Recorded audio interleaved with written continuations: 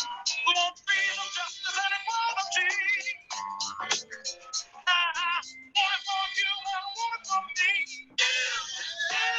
All right. I think we have enough folks on to get started. I want to thank everyone for being here today, and we are going to start with an introduction by Bruce Riley. Cool. Hey, everybody. This is Bruce from Vote, and, I'm just super excited that everybody is here. There's so much expertise on this call, and I think there's definitely so many people that, amongst us, we really need to kind of know this case because it's really going to intersect with our work, based on, whether it's, our daily clients or the people we connect with on the inside or organizing in the community. As we know, there's lots of families that are really interested in this non-unanimous resolution. I think we're going to learn a bit about some next steps that I think have already kind of begun. I'm excited to hear, what Jamila and Ben and others can share. And, this is definitely a movement moment. We've really done a lot of work to get to this space. And, a quick shout out to Calvin Duncan and to Ben Cohen. But it's really these jailhouse lawyers that have had to fight for decades to try to keep this issue going. And it's just great that, as a collective, we've got to this point where we've got enough pieces in place where this thing could happen. So I'll just kind of turn it back over to Jamila and say, we at Vote are hearing amazing things about people that are all up and down this call. And we're excited to be part of connecting folks to the lawyers and do what we can do with people that are inside and family members to really help move this ball down the road. Just as a piece of housekeeping, Sister Allison is on the webinar chat. And if you're having any issues hearing us, if you're having any technical difficulties, if you have questions that you would like us to address at some point in the course of the presentation, feel free to post, and then we're going to do some Q&A at the end for additional things that we don't quite get to. The other thing worth knowing is that this is being recorded. So if you are talking about the specifics of your case or your loved one's case, just remember that there's a possibility that other people will see it. We're going to try to share this out to as many people as we can while we do more frequent check-ins with the community members about our progress. The videos will be available for family members who've reached out to us. So just keep that in mind. Who we are. My name is Jamila Johnson. I'm the managing attorney for the non-unanimous jury work at Promise of Justice Initiative. I am really thrilled to be here with you and very excited about this opportunity. While my other panelists introduce themselves and tell you a little bit about themselves, I'm going to send a poll out so that people can respond and give us a little bit of a sense of what brings you here today and what your connection is to this issue. Ben.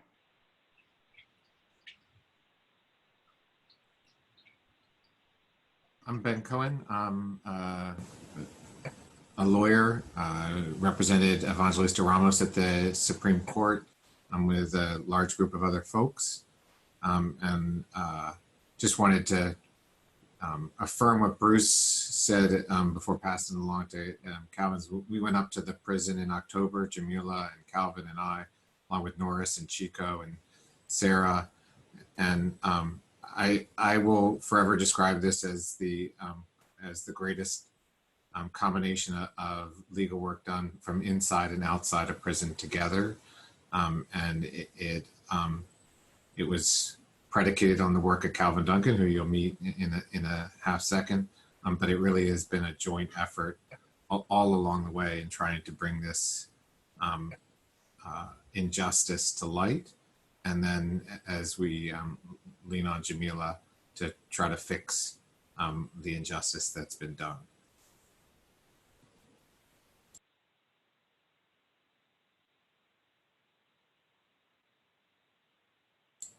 It's you, Calvin. You introduce yourself.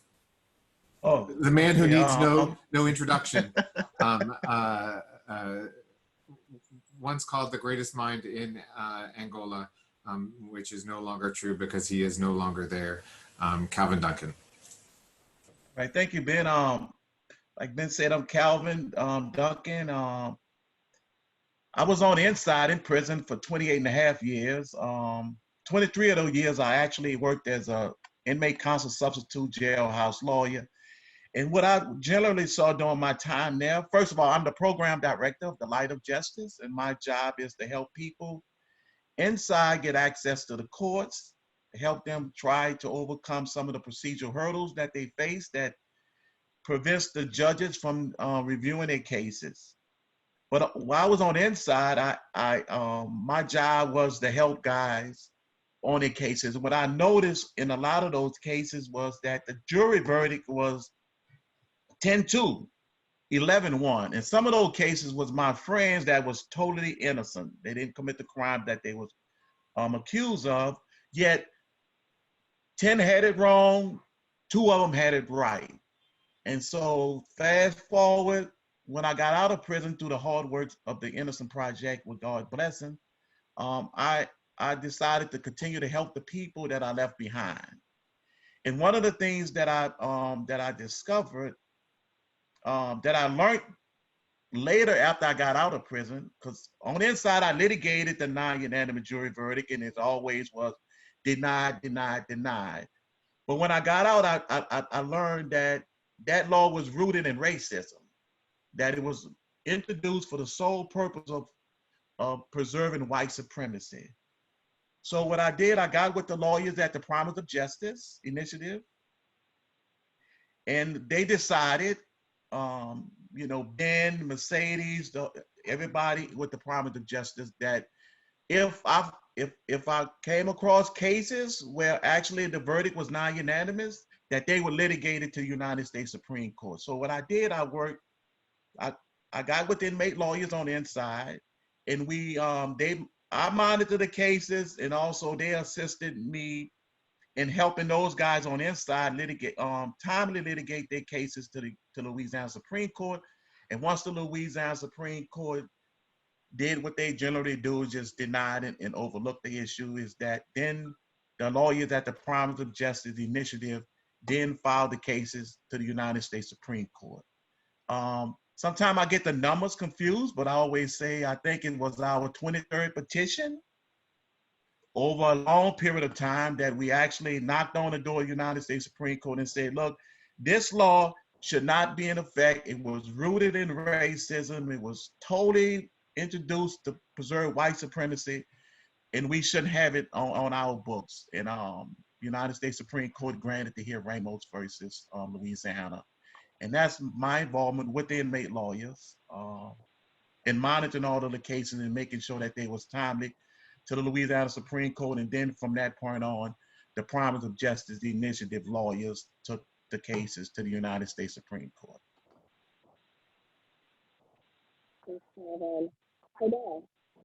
Hey, good afternoon. My name is Hardell Ward. I'm a staff attorney with the Non-Unanimous Jury Project. Before this, I worked for 10 years at Southeast Louisiana Legal Services, where I did primarily housing, then transitioned over into doing a little expungement and release work. I've been with PJI since January. If you've called PJI asking about Ramos since the Ramos decision or since COVID, and you asked to speak to an attorney, I'm the person who primarily been taking those calls if you ask to speak to an attorney. So if I've spoken to you on the phone, pleasure to meet you.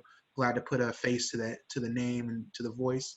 Love the team. As you can hear, the work that Jamila, Ben, and Calvin have done has been amazing. And to be in this time now where we can go and try to correct some of this, what even the Supreme Court has admitted is a great mistake and has incarcerated far too many of us for far too long under straight racism. We also have a member of our team who's not here today. She's moving, but that's Jordan Shannon, if anyone knows Jordan. But Sarah. Hi, everyone. My name is Sarah, and I am not an attorney. I'm an organizer. It is one of the biggest honors of my life to be a part of this team and the work that they have done for years and continue to do to fight for the freedom and justice of our communities. I'm one of the 3 unanimous jury specialists at the Unanimous Jury Project. I'm one of the people who will respond to letters to people who are incarcerated and speak on the phone to family members, loved ones, friends. And it is a pleasure to be here today. Thank you, Sarah. Just a reminder, we have a poll going for the participants, and I'll announce the results of what brings folks here after we're done with introductions. Next is David Brazil. Hi, everybody. My name is David Brazil, and like Sarah, I'm not an attorney. I'm a pastor and community organizer. And I would second Sarah in saying that working as a unanimous jury specialist along with Sarah and Jude is a very profound and humbling honor, not just to be a part of the team of folks who have been working on this issue for so many years, but also to be in service to those who are incarcerated wrongfully, as well as to you, the families and community members who are stalwartly supporting people through thick and thin. So like Sarah and Jude, we handle a large volume of mail correspondence and phone calls, and we're the ones who will often be speaking to y'all on the phone or answering letters, and it's a privilege to be able to do so, and I'm glad we could have this time today to share more about our work. And Jude.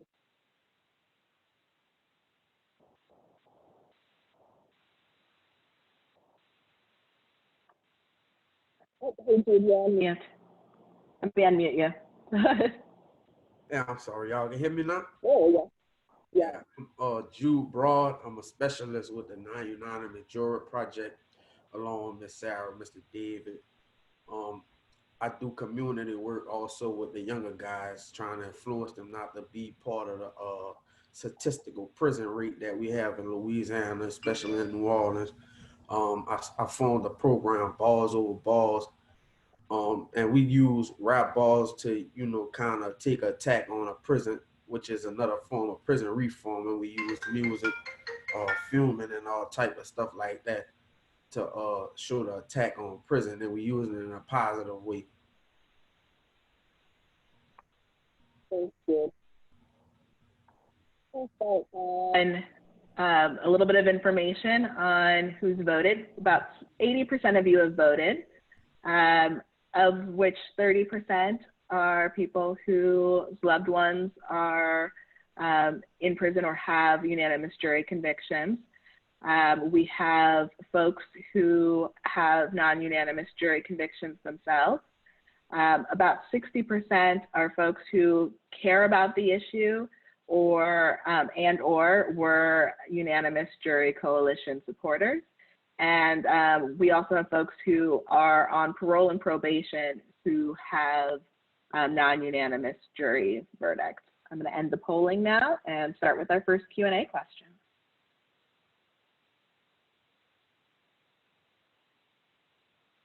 All right. So what is the Ramos decision and how did it come to be? So the basic holding of the Ramos decision is that you are entitled to a unanimous jury before the state can take away your freedom for a serious offense. And that's what it says.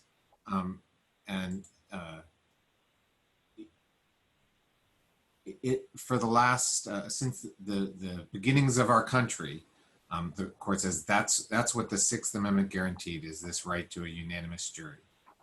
And there had been a time period in 1898 when Louisiana adopted a new constitution, as Calvin talked about, that tried to deny suffrage, to deny the rights of African-American jurors to serve on juries and to vote.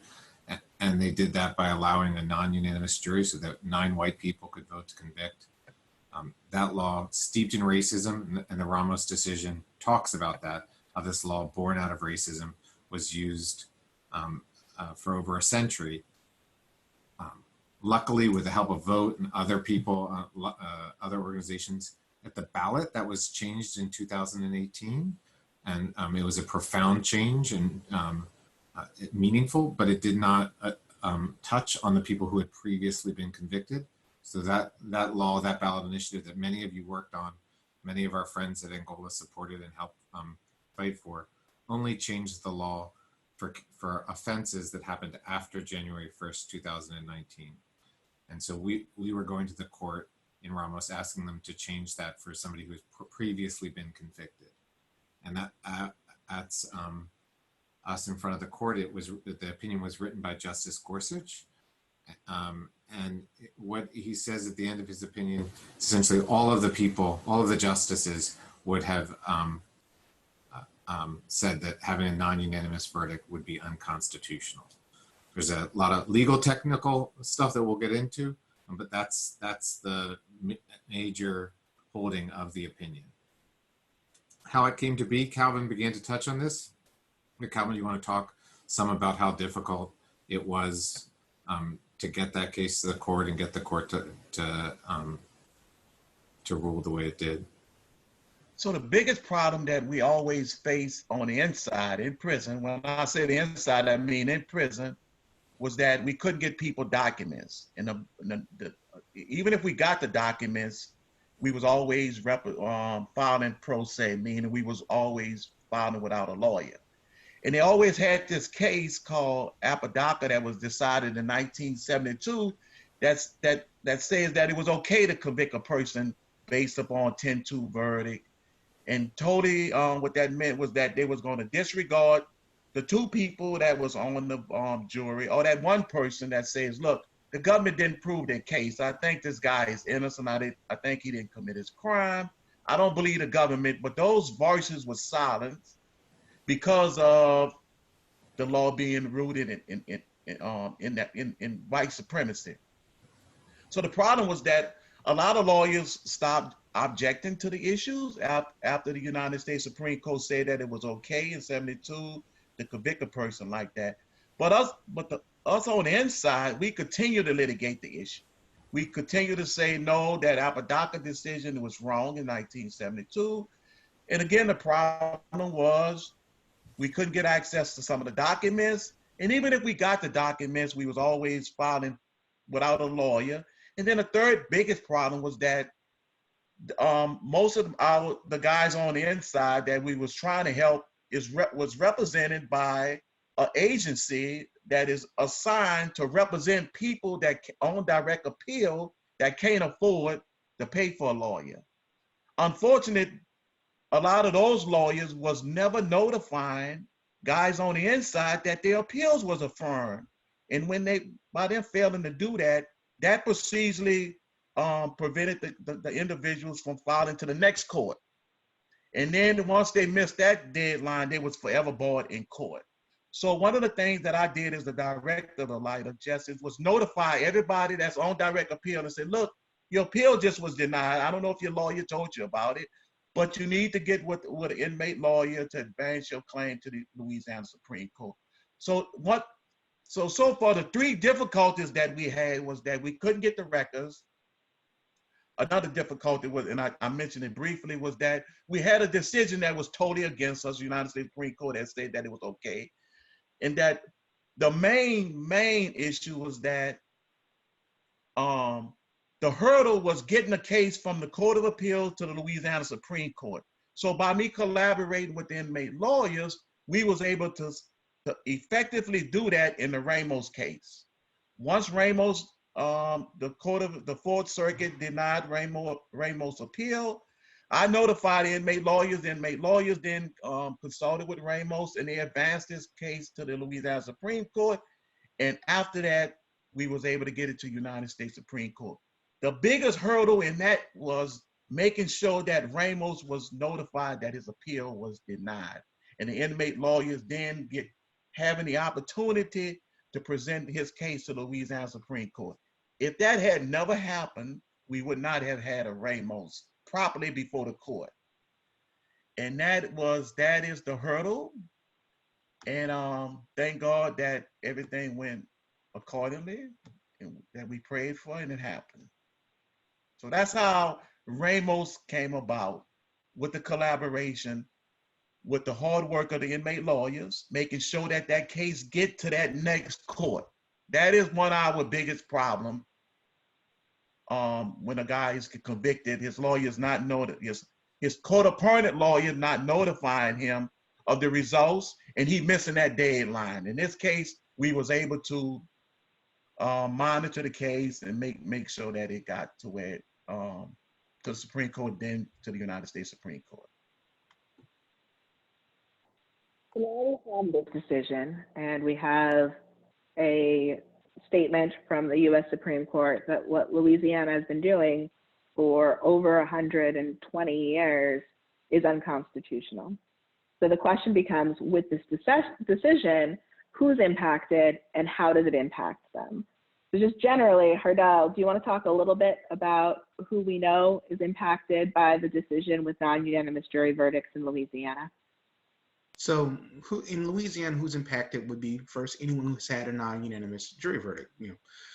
For people who are on direct appeal, as in they were convicted within probably the last 2 years or so, and they're still going through the appellate process, they are impacted by what their decision. And we're going to talk a little later about what they should do.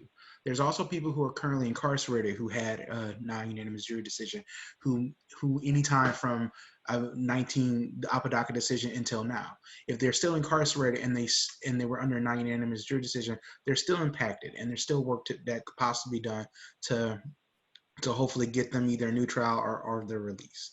And the last group are people who are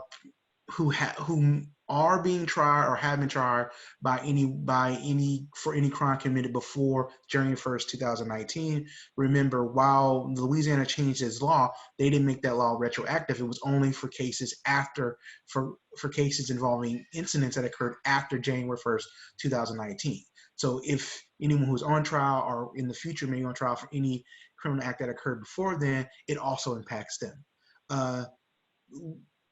Primarily who we're working with are those people who are currently incarcerated, who are outside of their direct appeal pipeline and are looking to do post-conviction relief applications for older cases. Those are the cases that we are primarily working for, and I'm not going to get into the legal fight that's going to happen there, but those are the ones we're looking for, identifying, and the ones that we're preparing to make legal pleadings for.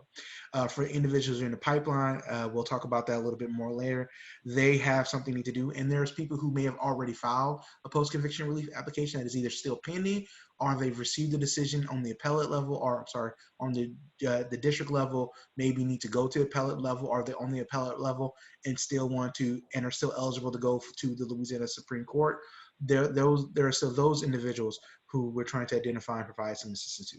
So really anyone who has been convicted by a non-unanimous jury decision, this impacts. It is the only people where it's going to automatically take effect for are those people who've already been remanded back from the Supreme Court, who have been remanded back to their trials for Ramos to be applied. Everyone else will probably have to do something.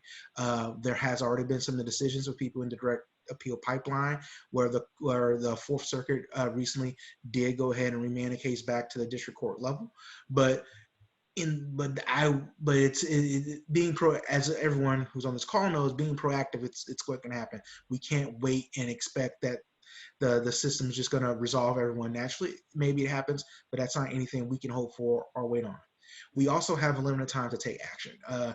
For everyone, they have 1 year from when Ramos was issued on April 20th, 2020. Yeah, 2020, from April 20th, 2020, we have 1 year to file a post-conviction relief application for them.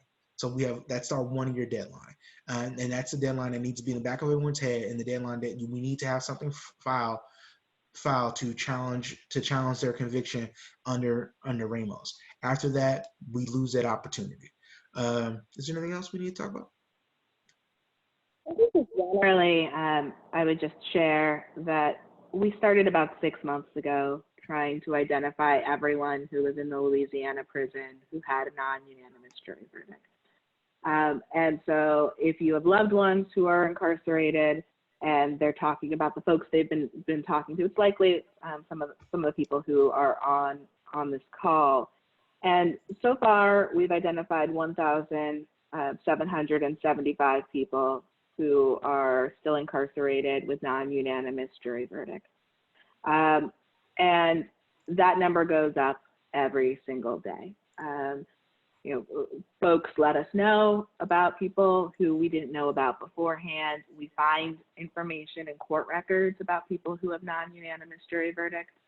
And I think what is important to us is being able to find people in this situation and be able to give them enough information to understand what's happening, where they fall, and how they're impacted, and to also try to find them legal representation free of cost, to be able to put them in the best situation to be able to address the Ramos change. Now, there are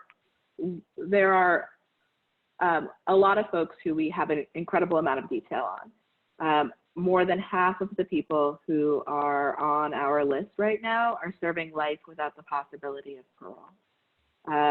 More than 40% are over the age of 40.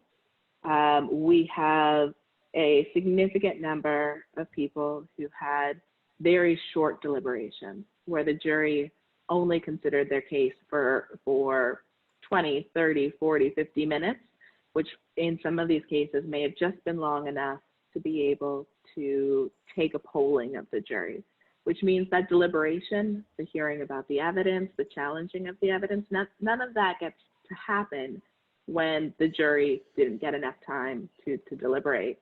The other portion is that the other sort of side of it, were the people who spent a really long time, where jurors tried to get it right, and they deliberated for significant periods of time to try to come to a right conclusion.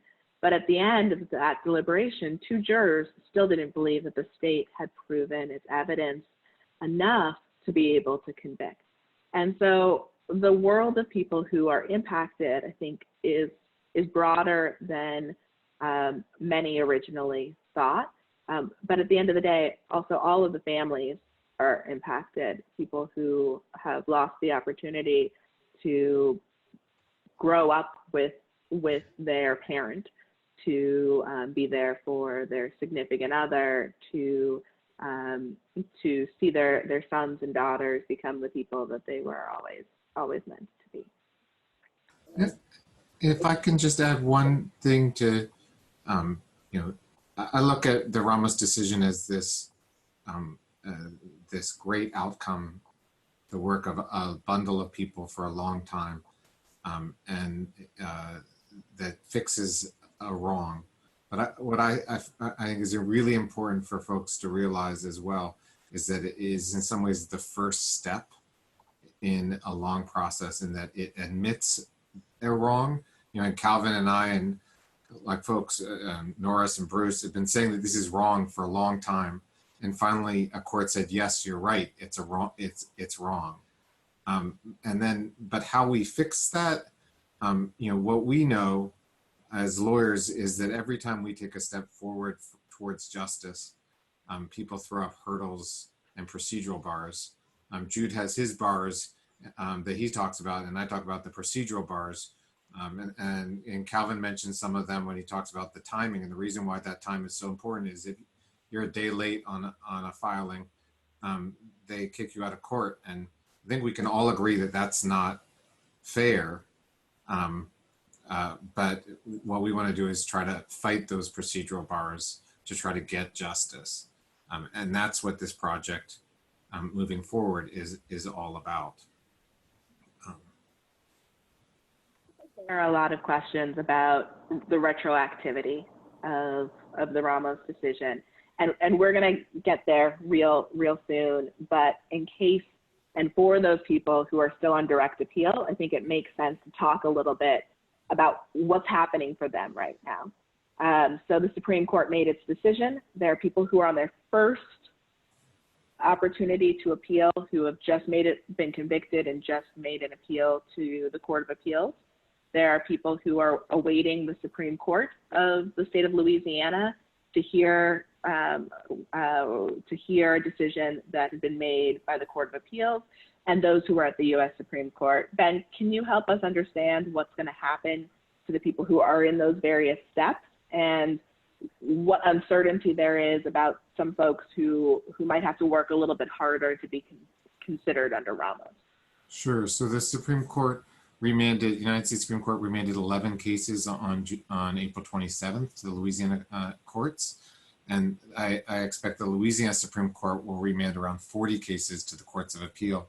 And in each instance, advocates, we are going to have to establish that the person actually had a non-unanimous verdict, and that it was objected to by their lawyer. If it wasn't objected to by their lawyer, we're going to have to make arguments about how they should still be entitled to relief. And so those are sort of the procedural hurdles that I was talking about. And each person, each case is going to be a fight.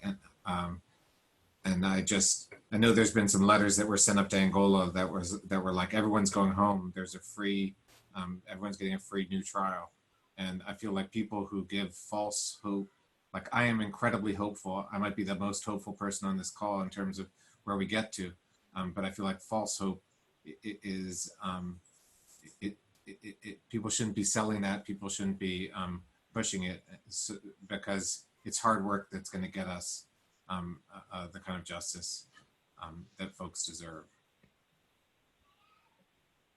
People who are on direct appeal, who had a public defender or had a appellate lawyer who was provided for them, those are the individuals who they should be getting in contact with and who should be reaching out to them to figure out where they are and what steps need to happen to get them back into the zone where they can get considered.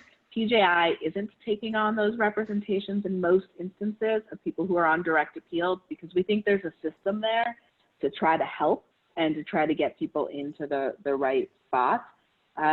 What PJI has been focusing on is what happens for people who are in the post-conviction process, which means they've gone through their first appeal and they've done everything that they could. They exhausted that first appeal, and now they're in a world where the only remedy they can get is through post-conviction relief applications. So what happens for people who are on post-conviction? Ramos tells the world that non-unanimous jury verdicts are unconstitutional, right? The question that remains that hasn't been answered by the court is, how do you fix the damage that's already been done? Is this decision going to be retroactive, and is it going to help those people who are still in Louisiana's prisons, who the court has now said you're there for unconstitutional process? So here is what someone has to do to try to make the Ramos decision apply to them. They have to file a post-conviction relief application. As Hardell mentioned, everyone must within 1 year. Some people might have procedural steps where they are going to have to do it even sooner than that. And we're trying to identify those individuals and trying to give them as much help as we can, as early as we can, based on the resources that we have. But in most instances, you have 1 year from the date of the decision. And what Louisiana law says is that you have to establish you have a non-unanimous jury verdict and that the decision should be retroactive to you. Now that's really rough if you don't have a lawyer. Retroactivity arguments are difficult, and they've been difficult since the Supreme Court created the test for retroactivity. And that is what we're trying to help people be able to make, so that they can preserve their ability, if the court finds it retroactive, for it to apply to them. And so there's a possibility that they might be able to go home. There are two primary ways in which this can be found to be retroactive. It can be found to be retroactive based on the federal retroactivity rules. And the federal retroactivity rules are the end stop for that decision is the U.S. Supreme Court. On Monday, the U.S. Supreme Court granted cert in a case called Edwards versus Benoit, which means the Supreme Court's going to hear this case. Now, when the Supreme Court says they're going to hear a case, that doesn't mean that they're going to hear it right away. They will set a date for an argument sometime in the fall, and then there would be a decision sometime between early 2021 and June. Now, what does that mean for people who are filing post-conviction relief applications? If their deadline to file a post-conviction relief application is April 20th of 2020 or 19, or 2021, there's a very good chance that the Supreme Court will not have decided retroactivity by the time you have to file to be able to preserve your rights. So that's why it's so important to file a post-conviction relief application now, even when we don't know whether Ramos will be determined to be retroactive. The second way in which Ramos can be determined to be retroactive doesn't involve the Supreme Court at all. It involves the state of Louisiana. There is a area of cases that say that states can decide on their own what decisions are going to be retroactive and which decisions are not going to be retroactive. And for all of the reasons that Ben and Calvin talked about on the history of this law and what this law meant, there are some really good arguments for the state Supreme Courts to acknowledge the wrong that's been done and the harms that have been done, and to create and adopt a test that would make this decision retroactive. Now, we're not guaranteeing to anyone that it's going to be retroactive, but we don't want anyone to be left behind because they didn't file the paperwork necessary while these arguments are happening through the court about why someone who's currently incarcerated, why they should get the benefit of the Ramos decision. So for some of the questions about establishing that Ramos applies to you, how do you do that? You do that, going backwards, you do that through finding proof of your non-unanimous jury conviction. And as Calvin mentioned, that's really difficult. So if you have loved ones who are incarcerated who are looking for proof of their convictions, we've been trying to find as many proof documents as we can. We have hundreds.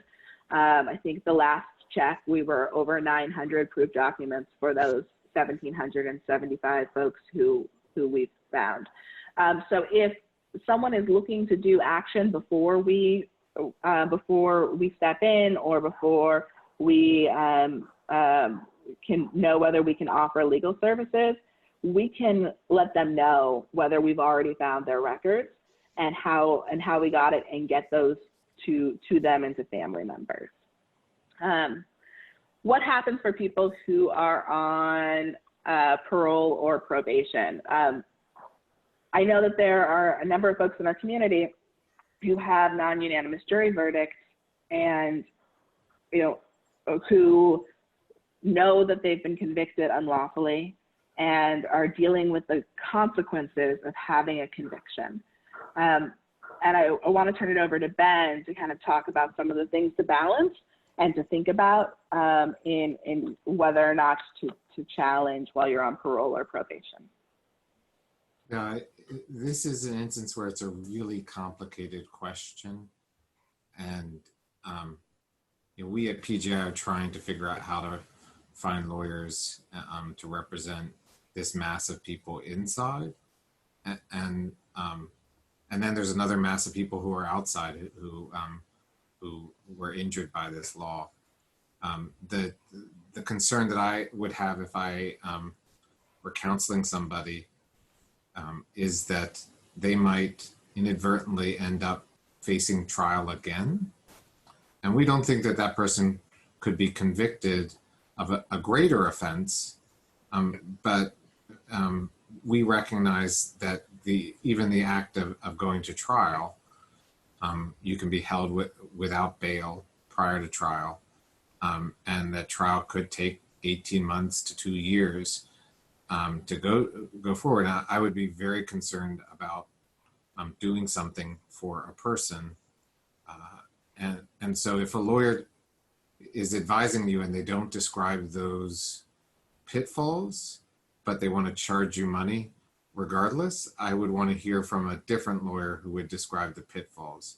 And it would be like any kind of operation where, you know, maybe you have to have something removed. If a doctor just tells you that it's not going to be a problem at all to lose part of your leg, you maybe get a second opinion about whether that's whether there are problems, because you may set aside your conviction but end up facing a retrial and being back in jail, and that can be really hard for people who have put their life back together and are employed and working and doing well. I wouldn't want to upset that, and so that's a real concern, and it's probably a lawyer conversation with a lawyer that can be personal to you about those issues, because your case and the unique circumstances of your case are really important in making that assessment. You know, in contrast, if you're in custody and you're serving a life sentence, you can't get harmed by filing a post-conviction petition and winning. And so we feel like we can advise everybody, this is in your interest, you should be doing this. I don't want to advise somebody to do something that has them end up back in prison. Jamil, there was a question about... I was about to go back to questions. Yeah. There was a question about Edwards, and you were sort of describing it, and I think, and Chico asked about it. What I would say, Chico, is that the Edwards case presents the question of what's the floor. So if you can see my pen, like I'm terrible, I talk with my hands all the time, but like what the Constitution requires at the floor. And we know from the Ramos opinion that Justice Kavanaugh, he was the only person who talked about this. He said, we don't think this should be retroactive and shouldn't apply back to those cases. And so he answered that question, you know, really urgently. Edwards presents the question about what's the floor. And what Jamila was talking about is that we as citizens get to decide the ceiling, and we get to decide that by litigating with our specific prosecutors and our specific trial courts, in the courts of appeal and at the Louisiana Supreme Court. And so the Edwards case will decide what is the floor obligation that the Constitution requires. And my experience is often, you know, it isn't all that we would want it to, but that in each individual case, we need to be in courts advocating for why this specific person deserves the relief that Ramos offered and that Ramos promised, the Constitution promised, as opposed to what's the baseline floor. And so that's Chico. I hope that's an answer that you can understand. I would definitely not urge somebody to just wait and like think that the world will get better and that Edwards might make the decision better. And, you know, we knew that we would get to the Supreme Court on that question at some point. I was absolutely certain the court would get there. I think we thought it might take 5 years to get there. And so really what it's changed in terms of our work is now we just have a lot more work to do in what might have taken 5 years to get done. Now we have to do it in the next 2. And I will say, Ben mentioned Justice Kavanaugh's explanation of why he didn't think Ramos should be retroactive. Not a single other justice signed on to his viewpoint of that. Doesn't mean that we think that there's going to be great information coming or a great decision necessarily coming out from the U.S. Supreme Court. We just don't know what's going to come out from the Supreme Court. But their input on this isn't the only input and isn't the only way to get retroactive relief. I also saw questions about what if the court didn't poll, right? And you don't know whether you have a unanimous jury or not. There are 2 situations. There's one where you don't know because you don't remember, which is one situation. And then there's a situation where your trial attorney never asked for the polling from the jury. That latter situation is a lot worse to be in, and it's more difficult. And it's more difficult because while I think it makes sense for lawyers to challenge that and try to get the information of the polling, it's a much harder position to be in, where if you just don't know, there's a way to get the answer to that question in most cases. Not always, but in most cases. There was also a question on who should people reach out to if they've been convicted by a non-unanimous jury verdict. If David or Sarah could put the PJI's phone number in the chat window, that is if you call and just ask to talk to someone about unanimous juries, you'll get one of David or Hardell or Sarah or Jude. Like, you will get in touch with us, and we'll be able to talk with you. Oh, and there it is. Sorry, it's already in there. So the next question is, so what happens when you reach out to folks? By the time the decision came down, I think we had spoken to close to 1,300 people, both incarcerated and family members. And I'll turn it over to Sarah, David, and Jude to talk a little bit about what happens when you call and sort of what to expect and where to put your expectations. Great. Thank you so much, Jamila. So as Jamila mentioned, Sarah and Jude and I work together as the unanimous jury specialists. So we're the folks that, if you have called our office, and you've probably spoken with us, and also many people from inside speak with us. So we field communications from all kinds of folks, and also do a lot of the research that has yielded the proof of non-unanimous convictions that are helping the attorneys move forward on these cases. So in terms of the contact we've had in prison, Ben alluded to a meeting at Angola last year that our team did with inmate counsel. We visited other facilities, including Louisiana Correctional Institute for Women. So those are some of the in-person visits that we've had with some facilities. We're pursuing others. Of course, coronavirus is making all visitation difficult, but we continue to pursue it. We also have had the good fortune to have our information travel inside the prison, so people are really getting word about what we're doing. So we are getting calls frequently, as well as a large quantity of letters. Right. And even and go ahead, Jude, you can say something about that. And maybe you can do show and tell since you're in the office. Yeah, and like I said, we prioritize the mail, make sure everything get read, scanned, and processed, so everybody get a fair opportunity. Will get responded back to all letters.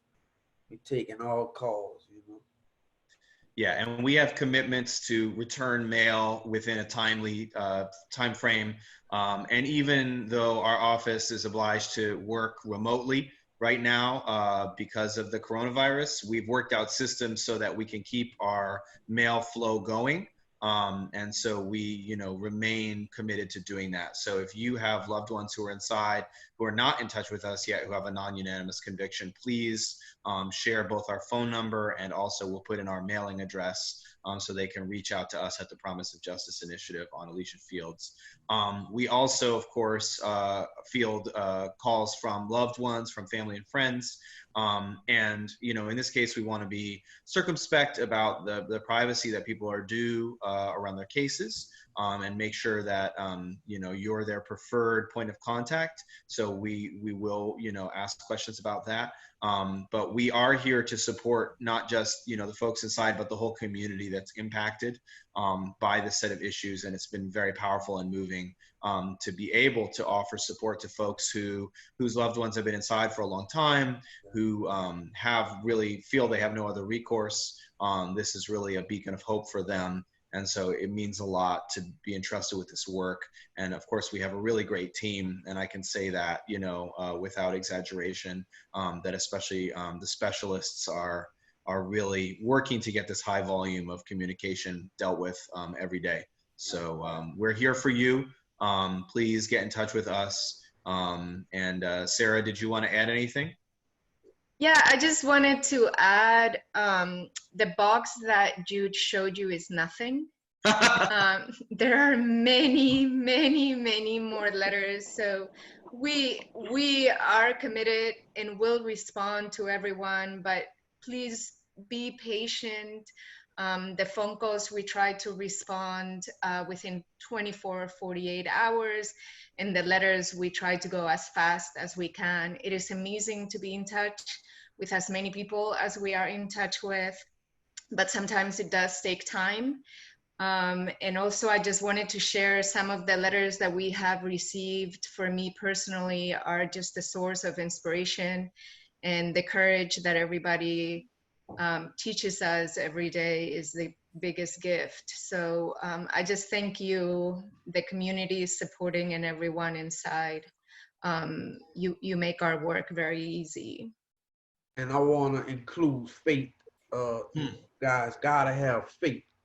You know, we gotta keep the faith going. That's the only way this project was able to work. That's the way it's gonna continue to work, off of faith. I do want to add one thing for concerning calls. If you calls us and it seems like we're being cagey, if we say we can't answer something, usually it means we can't ethically or professionally answer that question over the phone, or it's just bad. It's bad practice to do so. You know, a lot of times we've had people want to three-way call us in with someone who's incarcerated. That's just a very bad idea. Those phone calls are recorded, and I'm not going to say anything on a recorded phone call to someone who's incarcerated, at least not anything that's really pertinent. I can give general information. It's hard on the phone to try to, you know, I want to make sure that everyone understands that I'm not trying to be disrespectful by saying I can't talk to you, I can't do anything. It's not that I can't, is that sadly pen and paper, while it's slower, is the most secure way. If we know it's legal mail coming from us to a prison and from the prison to us, it's just the best way for us to preserve confidentiality. And Hardell said something there that's really important for family members. It makes no sense, but we can't take, as a law office, we can't take three-way calls from an institution, and they'll prevent us from talking to anybody if we do. So, like, you know, mom or sister calls and says, I have my son on the phone here, and can you just explain it to him? There should be no reasonable rule that would prevent us from doing that. But anybody who has loved ones at Department of Corrections knows that they don't have reasonable rules. They have unreasonable rules. And so we're not able to do that. We try to put people who we represent on the call list so they can call us directly. And still then we talk, we understand that may be a recorded line. But if we hang up, it's because we are prohibited under our law license from talking on the three-way to somebody inside. So we don't mean to be rude, but that's just our effort. We don't want to be prohibited from representing all 1,700 guys because we've done something wrong in one particular instance. So there's a question about, all right, so we've gotten a letter from PJI. You've told us that that you want some more information, or we've had a conversation about potential representation. Now what? So we have this 1,175 people as of today or this week, and we're starting to take on those representations. This morning we filed 9 post-conviction release petitions or applications, including for Mr. Ricky Davis, whose photo is up here on this slide. We are doing this in a couple of ways. We're trying to represent people directly inside of PJI, but you can see our team and the number of people out there, and at our current team size, we can't represent everyone. We're also talking to law firms across the country.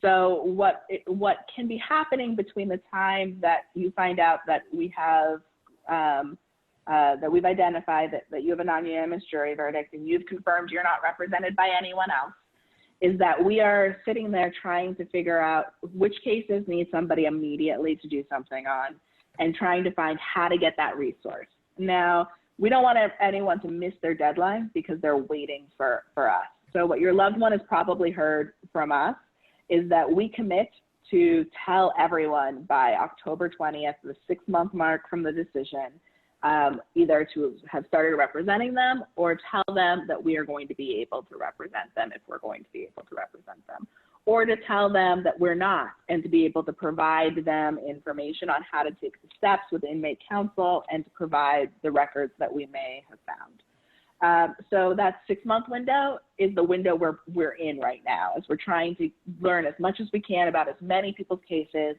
and be able to communicate that to lawyers who can help and to be able to take those cases internally. You should be getting regular updates. I probably think the next one is going to be in maybe a month or so from now, to understand what's happening. Like, are any of these being granted? Like, what's happening in this world? Because lack of information, I think, is the scariest thing. This is an uncertain world, and there's an opportunity for hope here, but not knowing how that's playing itself out is scary. And we're going to try the best we can to mitigate some of that fear. The other thing is just keeping an eye out for community members, for friends and family. We're going to try to start having more opportunities for people to engage and to ask us questions. This format's super webinar formatted, where we're not talking back and forth and we're not having a dialogue. That won't be the way the ones in the future look.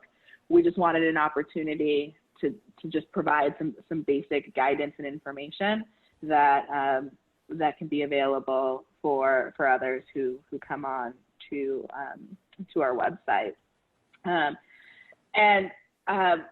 Since we have a pretty large percentage of people who have a loved one who's incarcerated, as sort of a closing world, I thought it might make sense for everyone to kind of go around and say, like, what's one thing that a loved one can do to really help the case of the person who has a non-unanimous jury verdict. And Ben, since you're unmuted, you want to go first? I do, but before I go, I also want to just sort of read what Bruce has put into the chat box, because I think some people might be calling in. I think it's really important in 2 respects. You know, like PGI has partnered with Vote on the ballot initiative. We work very closely.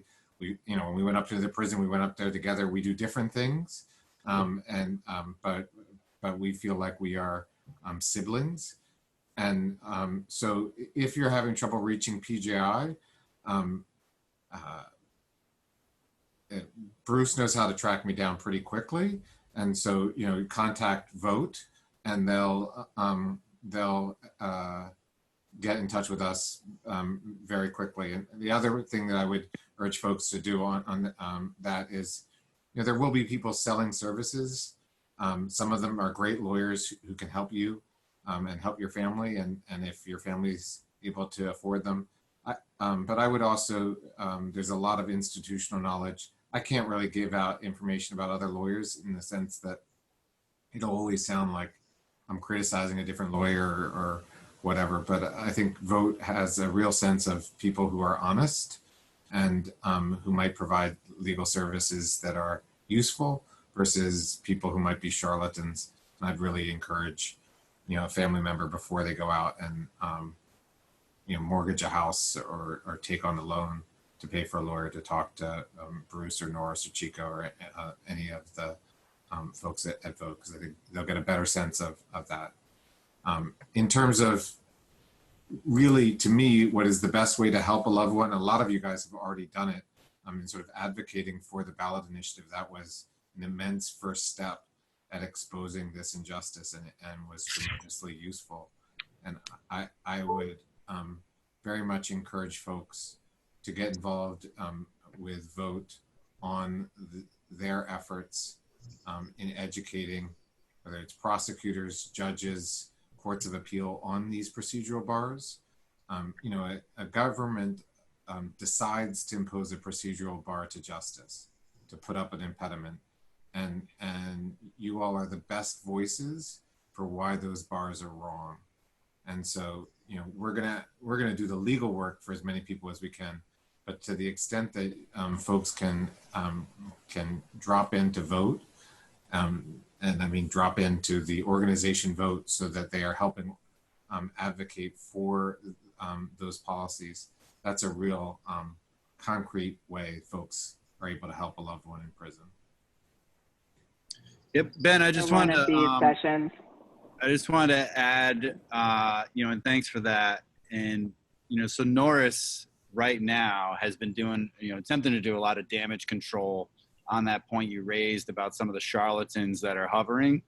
And so, he's trying to work with the folks on the inside. I know Consuela is as well with some of the ladies. Ivy is, and just making sure nobody makes those mistakes of being duped in by a used car salesman.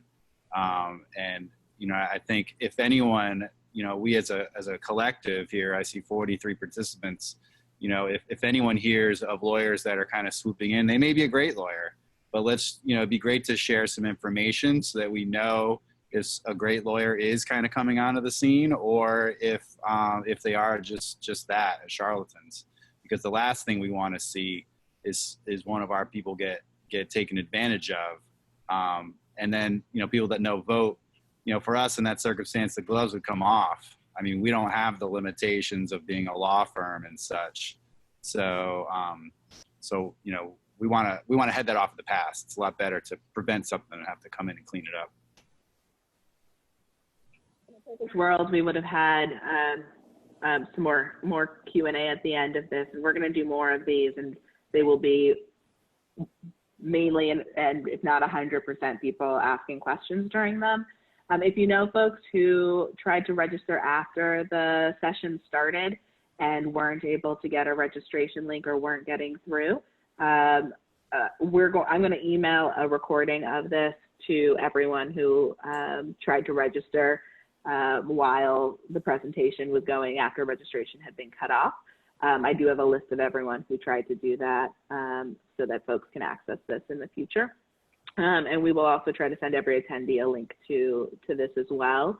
And I think everyone has our contact information now, and use it. We are pretty slammed with the work that we're doing, but it matters to us that we get to talk with you, and it helps us do our work better when we can.